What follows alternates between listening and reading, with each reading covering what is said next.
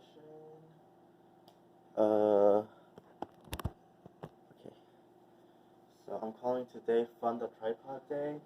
Donation information is in the description box. If you would like for me to be doing that, but I just sit to the camera less often. Yeah. 1 second. So this is a training device I have. Okay. So it's a double knotted rope. Right? So the rope starts off like this, like one line, and then I fold it, right, and to a circle, and then I knot, and then I put parts of it together. So this used to be a circle when I first created it. It was a huge circle of rope. I put segments of it like this. This used to be like 2 parts of the circle, and this was like the top of the circle. So then I put that together and I tied it, right? So that means that this is a pretty hard rope to break. Like if something was hanging off of my arm or something, if this was like up in a cliff and there was something hanging off of it, it's a pretty strong rope to like mess around, you know? So that's what this is. And it's a dog training device. It's a healing device. Okay. So we have done 3 movement sessions so far. I will forever release, hopefully, right? I will forever release 12 movement sessions at a time, 1 for each type of movement. Okay, so this is a dog session.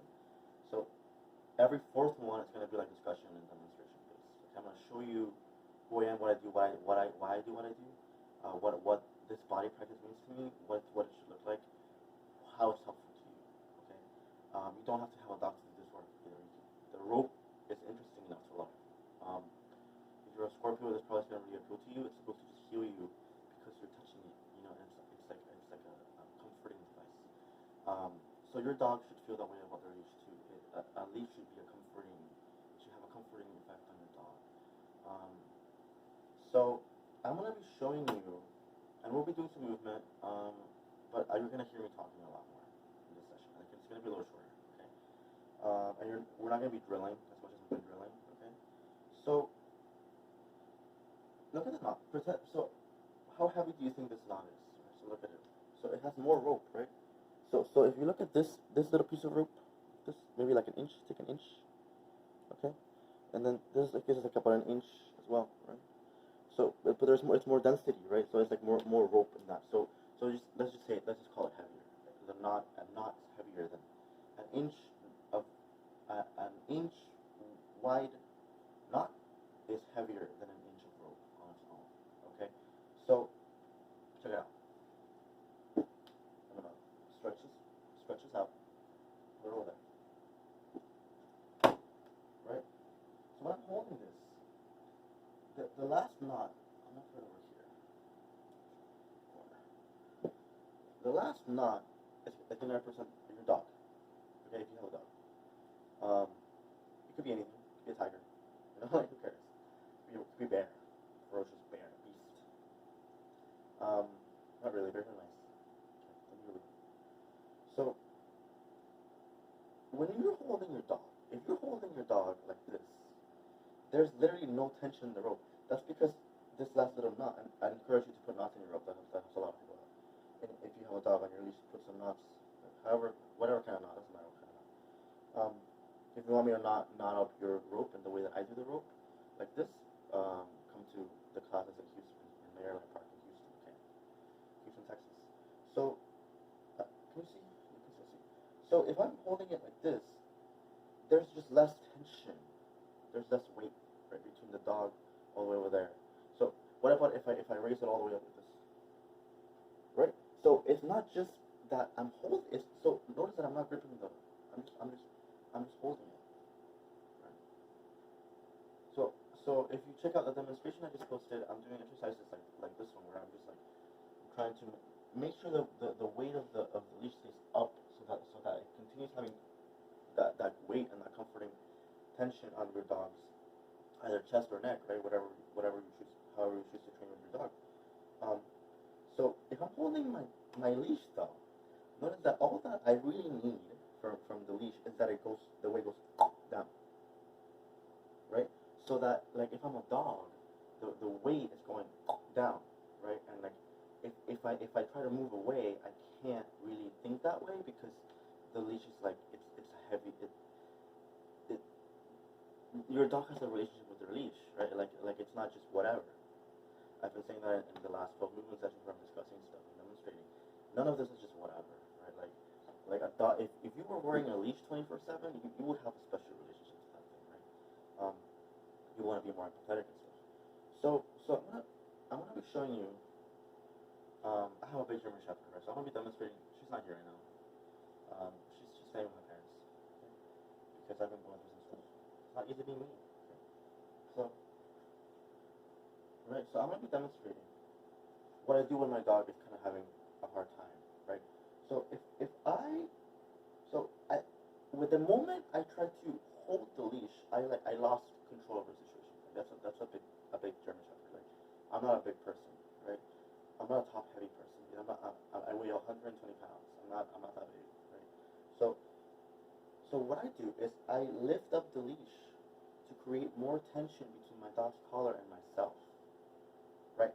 So what did I not say just now? Did I say I'm forcing the dog?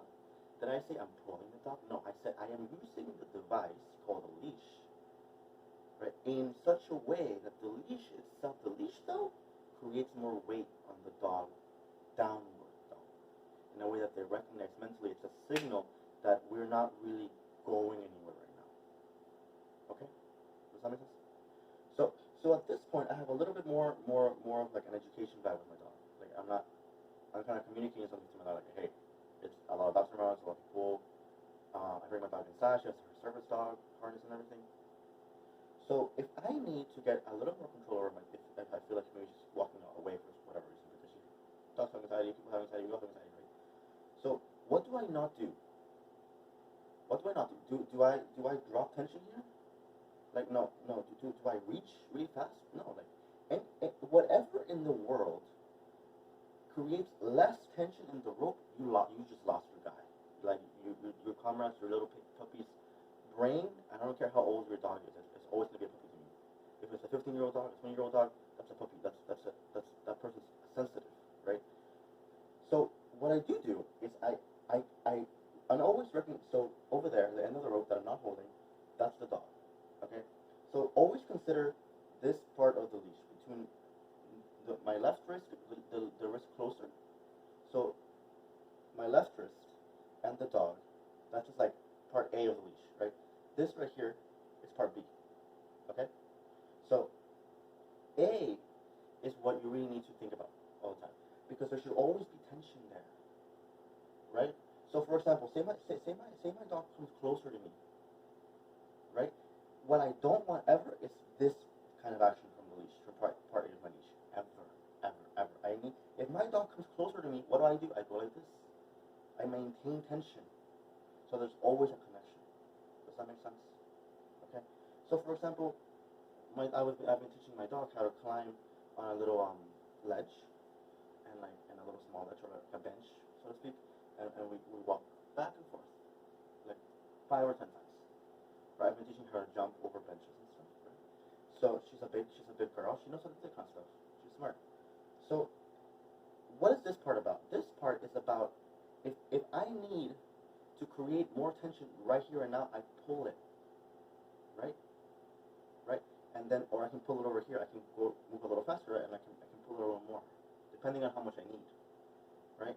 But if I'm like this, and my dog comes a little closer to me, I need to have a relationship with the leash that this is like not possible for me. Like I need to be able to like always respond to my dog. Like if my dog comes closer to me, it's because they need something. I need to be attentive to my guy, right? So that's gonna be a lot of dog sessions are gonna be about your leash, right? They're not even gonna really be about your dog. It's gonna be about like your relationship to your leash that you use as a device to understand your canine friend, your comrade. That's your person. Like they have opinions of you. They have ideas about you. They empathize with you so deeply. You know, like it's not just whatever. And you're gonna hear me say that in all 12 movement types of work, of body practice. None of this is just whatever.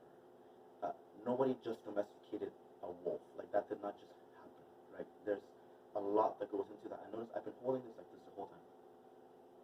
Right? because I'm showing you that that tension needs to stay there, right? Like that little bit of tension between the end of the rope and my left wrist, that one right there, it cannot drop, right? If I need to come closer to my dog, equally I raise up my arm a little bit.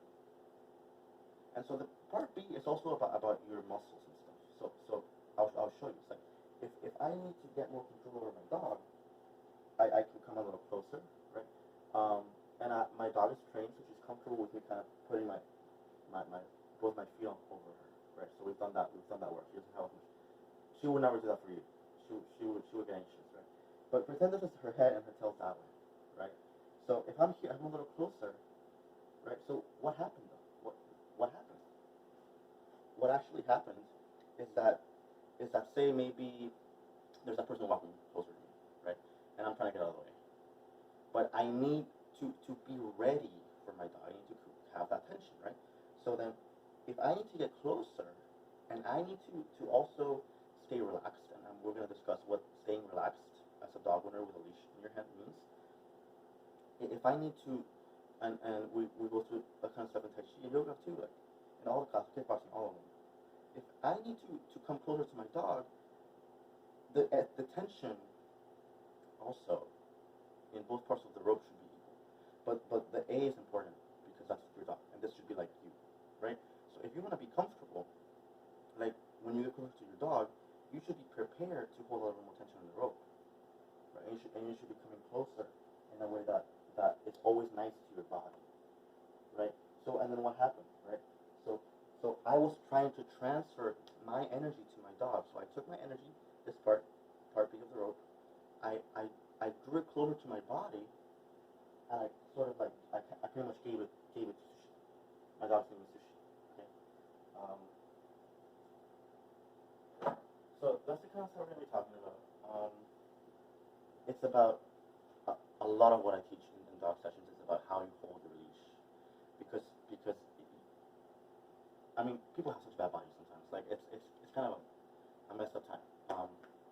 I've had a lot of pain in my body over the years. I've healed most of it through the work that I teach in Mitochondria.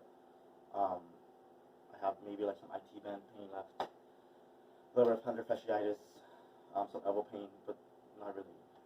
The elbow pain is pretty much gone. I don't really feel the plantar fasciitis anymore. If anything, from time to time, I'll like check for the little bone spur I used to have. I'll massage my feet a little bit. I'll put my fingers in there. I'll touch my toes. I'll massage my toes. I'll crack my toes.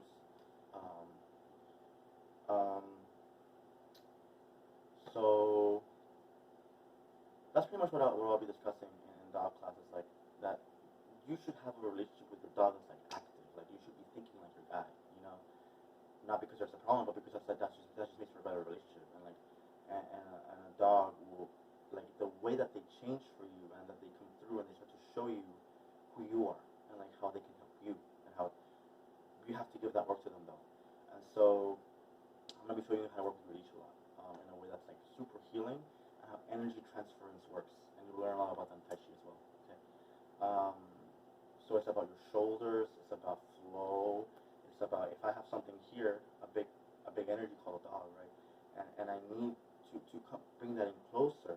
That means I need to like have an idea of how I'm doing that. I need to process that energy inside me first, right, before I command my dog around constantly, or have an expectation, or make a claim about my dog. Oh, my dog, you know, she's always just relaxed. She's fine. Or you know, my dog won't respond when my dog Sushi. She only responds badly if it's your dog. You know, so a lot of the work is about compassion with your dog, with other dogs, not just your dog, with other dog owners, about communication. So that's a lot of what we're going to be discussing here. Okay. Thank you for listening. If you were trying to get some movement in today, just go back to one of the other sessions. I recommend you do yoga. There's 3 yoga sessions that are movement so far, same as with dog and anything else. And the 4th one is going to be every 4th session of every movement type is going to be more of like a conversation. Okay, where you can just like take a chill pill and take a break. Okay, bye. Oh, also, social media, everything down below in the description. If you would like to fund my existence on this planet so that I don't die, donation is below as well.